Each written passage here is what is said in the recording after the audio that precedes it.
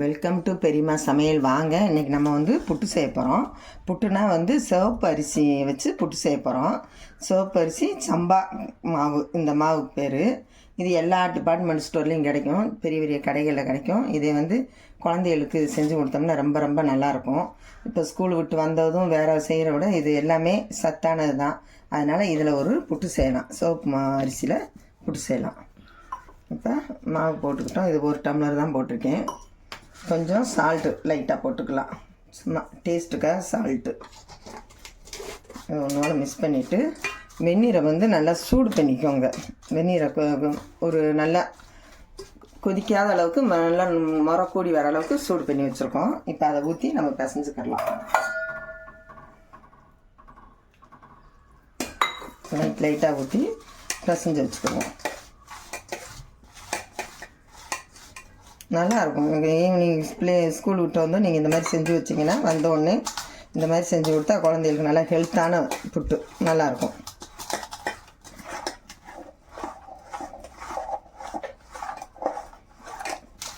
பிசைஞ்சு ஒரு 5 நிமிஷம் ஒரு 10 நிமிஷம் அப்படியே அமுக்கி வச்சுருவோம். அப்போ நல்லா ஊறின பிறகு நம்ம இது பண்ணிக்கலாம்.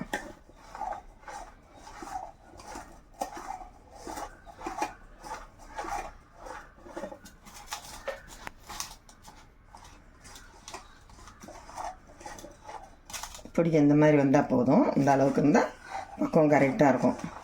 இப்போ வந்து ஒரு 5 நிமிஷத்துலேருந்து ஒரு 10 நிமிஷம் வரைக்கும் நம்ம இப்படி அமுக்கி வச்சுக்கிடுவோம். ஊறட்டும். இல்லை ஊறி 10 நிமிஷம் அமுக்கி வச்சுருந்தோம். பார்த்திங்கன்னா நல்லா பொலன்னு இருக்குது. இப்போ தண்ணியும் காஞ்சிருச்சு. இப்போ எடுத்து நம்ம இட்லி பாத்திரத்தில் அள்ளி வச்சுக்கிடுவோம்.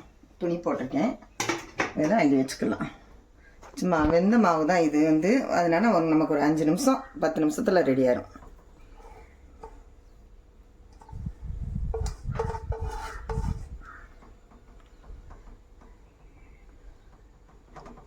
அவ்வளோதான். இப்படி ஒரு மூடி போட்டு மூடிட்டோம்னா ஒரு 5 நிமிஷத்தில் புட்டு வெந்துடும். நம்ம இறக்கி தேங்காய் துருவி எடுத்துக்கிறோம் அதுக்குள்ளே.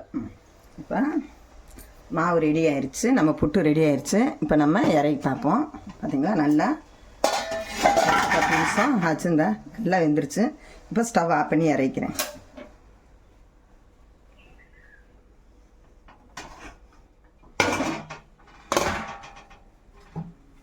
சூப்பராக வந்துருச்சு. இப்போ கிளம்பி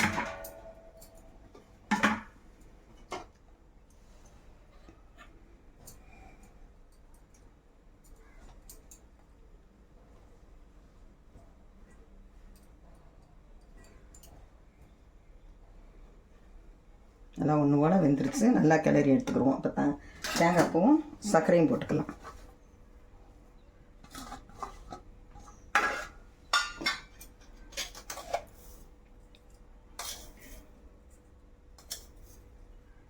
ஏலக்காய் போடலாம், தள்ளியில் போடணுன்ட்டு போடலை நான். வேணுன்னா நீங்கள் போட்டுக்கலாம் ஏலக்காய். இது கூட நெய்யில் கொஞ்சம் முந்திரி பருப்பு வறுத்து போட்டுக்கிடுவோம்.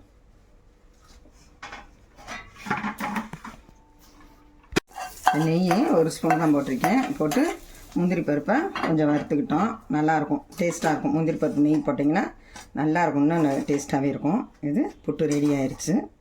இதே மாதிரி நீங்களும் வீட்டில் ட்ரை பண்ணி பாருங்கள். இந்த வீடியோக்கு ஒரு லைக் போட்டுருங்க. பெரியம்மா சமையலுக்கு ஒரு சப்ஸ்கிரைப் பண்ணிடுங்க.